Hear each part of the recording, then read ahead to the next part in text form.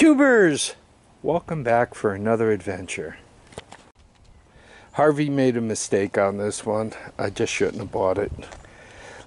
Now that I got that out of the way, let's go forward. When I did buy it, I thought the recoil was alive. It's not. It's gutted. I don't know, what did I pay? $300 for this. Sometimes you make a mistake, but it doesn't matter. I got to get it running, and then I could go forward somehow with it. If anybody's got a recoil for this thing, I'm told the LT125 and the LT185 use the same recoil.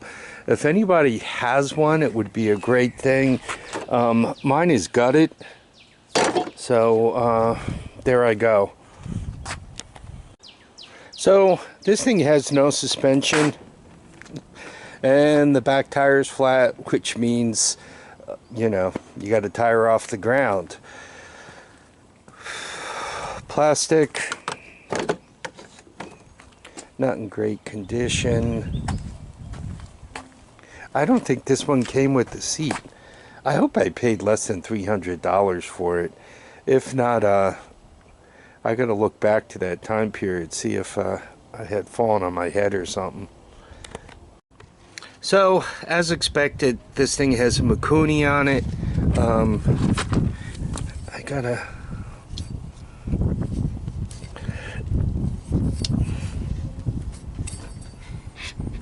Seems to have compression. You gotta spin it a couple of times completely around to make sure nothing's hitting. Not a lot of compression. Anyway, let's get the carb off, and then we could do a compression test on it. Back to pull strings, playing Briggs & Stratton here. What do I have? A couple of thousand miles on this thing. Yeah, I must have hit myself in the head. So you guys know the drill. You try to find some plumbing that goes into this. This is 1.25 inches to 1.25 inches, 1.25 inches male to 1.25 inches female. Turns out I borrowed the top of this, the flared side of this, to build a different adapter, and I cut the bottom off.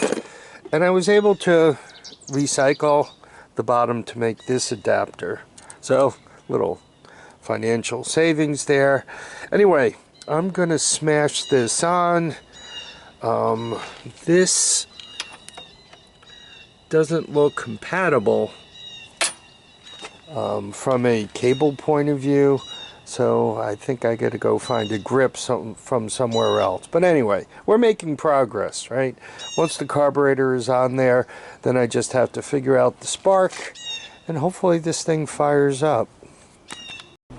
So the plastic is off, and we have your basic trashed wire harness here.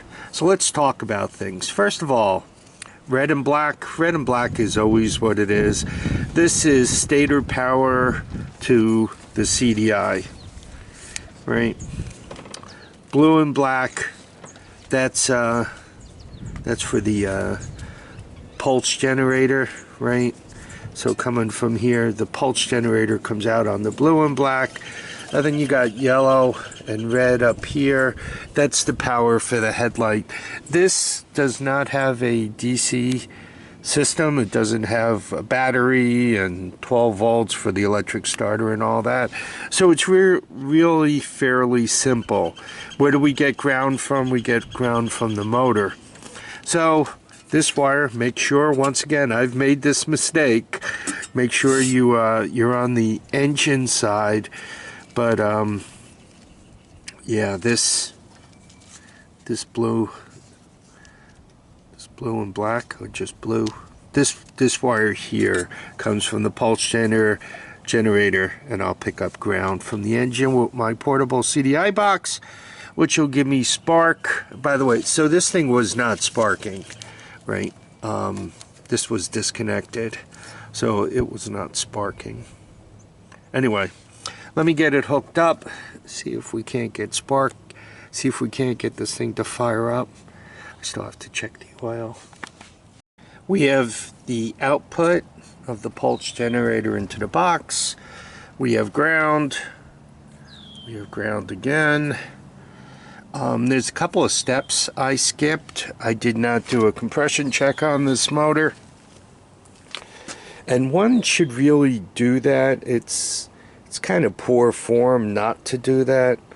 Right, because you don't know the condition of the engine.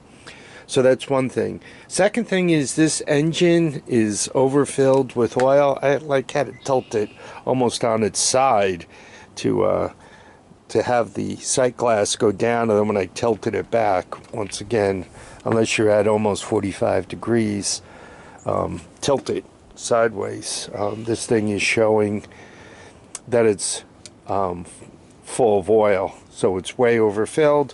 And lastly, the carburetor seems to be dripping by. I dropped the level of the gas there so I don't leak it all out. I just want to get a start out of this rig. Once I get it started, then I could start figuring out if it'll move. God, what a train wreck. Anyway, let me set the camera up and we'll get going. You know, you can't win them all. I'm not sure why I bought a 125. In my mind, somehow I was thinking it had suspension, and I had one and I enjoyed it and everything else, and I'm just looking at this thing and I must have fallen on my head. Anyway, let's get the camera set up. So with the portable CDI on this thing, my experience is they either start easy or they never start. These 12-volt CDIs have a nice hot spark as it drips gas out.